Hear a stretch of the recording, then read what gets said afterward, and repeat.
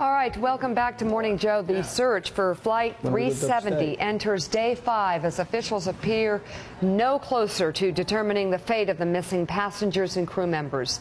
Joining us live from Malaysia, NBC's Keir Simmons with the latest. Keir?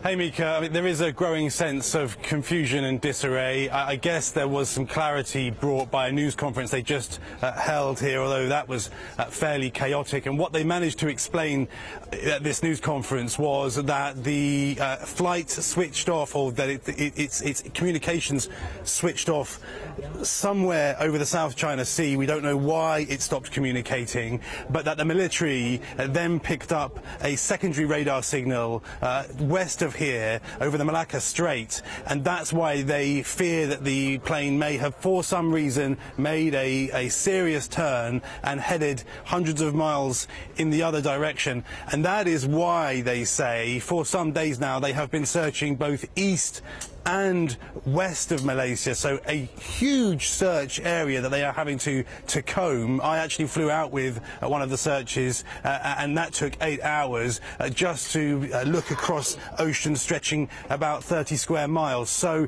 a really difficult job when you don't know exactly where this plane was going. As you can imagine, at the news conference there were lots of questions about whether or not the military told the civilian authorities quickly enough, and whether or not they should be looking in more detail at this information. But that's what we know, and we think what they know for now.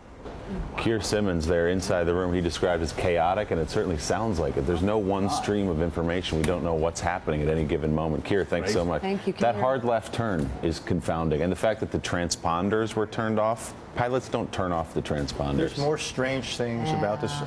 It just, in this day and age, the idea that we know so little about something is, in and of itself, just wildly strange. I mean, it certainly, sounds like a hijacking, doesn't it? Or one of the pilots? With the transponder shut off, yeah, it sure does. Yeah. What's also mystifying is that they pick up the radar signal on a website, Flight Radar 24, in northern Malaysia, and the Malaysian government or Malaysian officials don't speak to that until yesterday.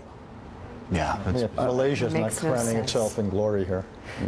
All right, we'll be right back with much more Morning Joe.